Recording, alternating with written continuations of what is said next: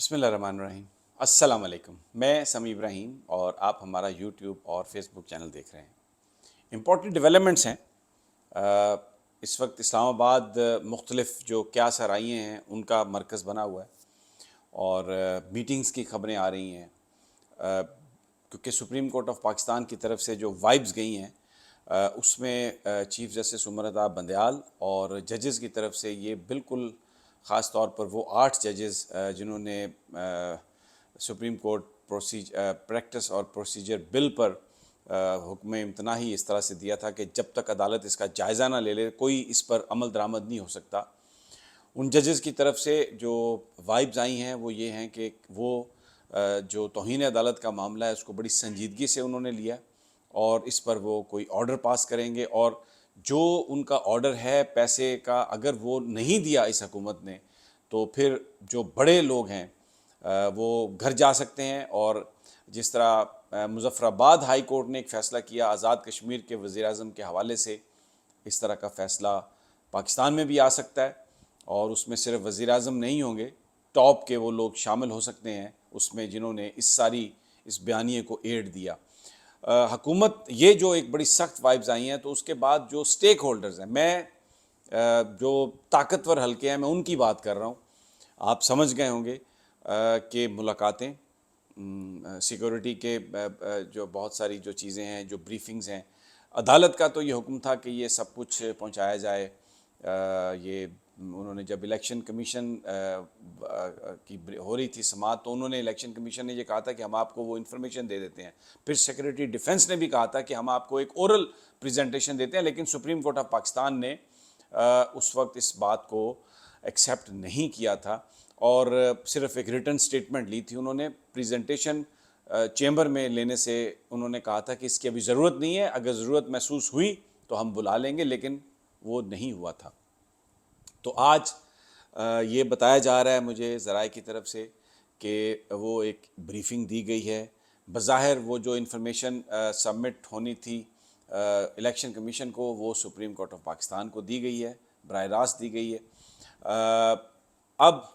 کل کیا فیصلہ ہوتا ہے؟ ججز کی طرف سے جو وائبز آ رہی ہیں کہ وہ کسی طرح کا آئینی جو معاملہ ہے اس پر کوئی کمپرومائز کرنے کے لیے تیار نہیں ہے۔ میسج یہ جا رہا ہے کہ تھوڑا ڈائیلاگ کے لیے کوشش ہو رہی ہے، سیاستدانوں کو ایک ٹیبل پر بٹھانے کی کوشش ہو رہی ہے، تو کوئی ایسا کام نہ ہو جس سے یہ حکومت فال کر جائے، کیونکہ اگر یہ گورنمنٹ فال کر گئی، اگر اس وقت جو بہت ہی قلیل تعداد میں ووٹس ہیں، فرق جو ہے کیونکہ اگر 3-4 لوگ ڈسکوالیفائی ہو جاتے ہیں تو پھر اس کے بعد تو جو حکمران اتحاد ہے اس کے پاس 172 ممبر ہو ہی نہیں سکتے، کیونکہ جو لوٹے ہیں 21-22 وہ سپریم کورٹ کے جو حکم ہے اس کے تحت وہ ووٹ نہیں ڈال سکتے۔ تو یہ ایک ایسا معاملہ ہے جو بڑا ایک گمبھیر معاملہ ہے۔ تو گورنمنٹ فال ہونے سے بچانے کے لیے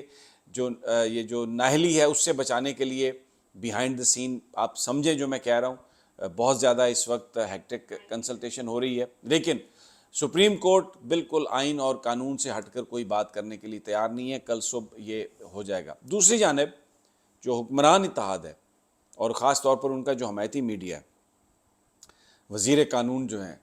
انہوں نے 2 نمبری کی۔ ایک تو جو خبریں آئی ہیں پاکستان بار کونسل کے نام پر جو 27 رمضان المبارک کے دن جو یوم سیاہ انہوں نے بنایا، ایک تو پورا ملک اس پر ان کو لعن طعن کر رہا ہے کہ یار پاکستان بنا 27ویں کا روزہ ہے اور آپ اس کو یوم سیاہ بنا رہے ہیں، اور دوسرا یہ ایک ٹوپی ڈرامہ تھا، اس میں پاکستان بار کونسل کے تو 175 ممبرز ہیں، تو یہ ان کے پاس تو صرف 8 ممبرز تھے، تو باقی یہ تو سارا ایک فرمائشی پروگرام نکلا ہے۔ یہ اعظم نذیر تارڑ اور احسن بھون گروپ ہے، یہ پاکستان بار کونسل نہیں ہے، کیونکہ میجورٹی چاہیے ہوتی ہے، اکثریت تو ہے ہی نہیں، اور سپریم کورٹ بار کے پریزیڈنٹ عابد زبیری نے اس کا بھانڈا پھوڑ دیا، اور پورا اس وقت انہوں نے بول ٹی وی اس میں پورا انہوں نے پکچر کو واضح کیا ہے، تو وکیل تو ان کے ساتھ ہیں ہی نہیں۔ اعتزاز صاحب نے جو سجیسٹ کیا، انہوں نے کہا کہ جج صاحب کو یہ چاہیے، بینچ کو یہ چاہیے کہ 4 بندے، prime minister, minister finance Ishaq Dar, interior minister Rana ثناء اللہ، اور جو اعظم نذیر تارڑ صاحب وزیر قانون ہیں، ان کو بلائے اور ان کی جو پہلی سٹیٹمنٹس ہیں، یعنی اسمبلی میں معاملہ آنے سے پہلے یہ کہہ رہے تھے کہ فنڈز نہیں دیں گے، الیکشن نہیں ہونے، کہ وہ انہوں نے جو، اور پھر اب رانا ثناء اللہ تو کہہ رہے ہیں کہ جو کچھ مرضی ہو جائے، جو کورٹ کی دی ہوئی تاریخ ہے اس پہ الیکشن نہیں ہوں گے، تو ان کو بلا کے کسی پروسیجر کی ضرورت نہیں ہے، پروسیس میں جانے کی ضرورت نہیں ہے. 2 یا 3 گھنٹے کا ٹائم دیا جائے کہ جناب آپ یہ فنڈز دے دیں الیکشن کمیشن کو. اگر آپ نہیں دیں گے تو ٹل رائزنگ جس طرح یوسف رضا گیلانی کے ساتھ ہوا تھا وہ کام کر کے تو ان کو فارغ کریں، کیونکہ یہ پھر عدالت سے پارلیمنٹ نہیں جا سکیں گے، یہ اپنے گھر جائیں گے. وکلاء یہ کہہ رہے ہیں، اور جو آئین سمجھنے والے لوگ ہیں وہ کہتے ہیں کہ معاملہ بھی یہی ہو سکتا ہے. اچھا، اب دوسری جانب ایک بڑی گھٹیا کیمپین ایک مزید لانچ کی گئی ہے چیف جسٹس کے خلاف. آج اعظم نذیر تارڑ صاحب یہ کہہ رہے ہیں کہ جو حکومت نے 2 جونیئر ججز کی اپوائنٹمنٹ کے حوالے سے جو سی جے کے نامینیز تھے ان کو ووٹ دیا، حالانکہ یہ بات ہی غلط ہے. وہ سی جے کے نامینیز نہیں تھے، وہ جو رسپیکٹو ہائی کورٹس تھیں ان کے چیف جسٹسز کی طرف سے وہ نام آئے تھے، اور جوڈیشل جو کاؤنسل تھا، جوڈیشل کمیشن جو تھا، اس میں اس کو انہوں نے وہ ایکسیپٹ کر لیا چیف جسٹس صاحب نے، کیونکہ وہ جو رسپیکٹو چیف جسٹسز ہیں ان کی طرف سے وہ نام آئے تھے. لیکن اب اعظم نذیر تارڑ صاحب یہ پورٹرے کر رہے ہیں کہ وہ سی جے کے نامینی تھے، اور یہ کہہ رہے ہیں کہ فوج کے کہنے پر، جنرل قمر جاوید باجوہ کے کہنے پر، اور ظاہر ہے اس وقت جو ڈی جی آئی اس وقت بھی یہی تھے جو اب ہیں، تو وہ انہوں نے کہا کہ جی وہ جو جنرل باجوہ صاحب ہیں، یہ جو اسٹیبلشمنٹ ہے ان کے کہنے پر یہ ہم نے جو سی جے کے نامینیز تھے ان کو ووٹ دیا. اور ساتھ میں پھر جو اینکر ہے وہ یہ سوال کرتا ہے کہ پھر ظاہر ہے کچھ گارنٹیز ملی ہوں گی.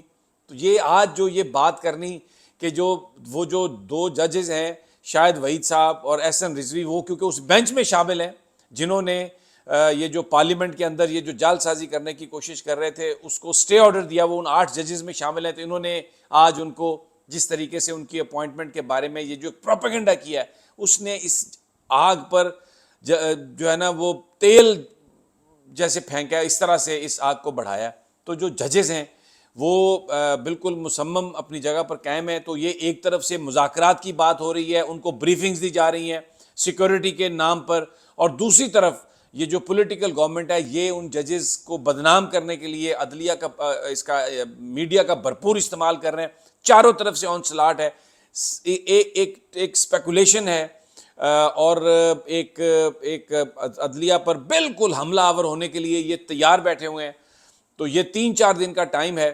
اور اب اس میں دیکھنا یہ ہے کہ سپریم کورٹ کا جو بینچ ہے، آج جب کمپلائنس رپورٹ ان کے سامنے آتی ہے جس میں فیصلے پر عمل درآمد نہیں ہوا، تو اس حوالے سے وہ کیا کرتے ہیں. ابھی تک جو میری اطلاعات ہیں، جو بھی کوششیں ہوئی ہیں